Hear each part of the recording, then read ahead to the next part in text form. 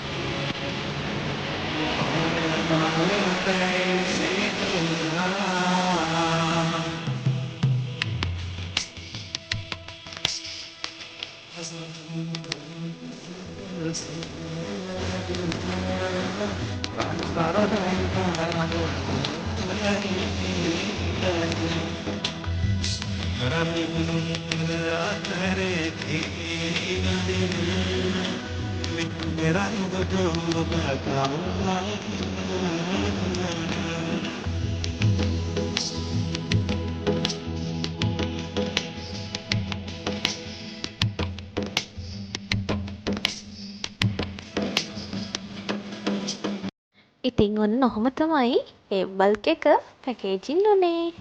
එහෙනම් අදට ගිහින් එන්නම්. හැමෝටම තෙරුවන් සරණයි.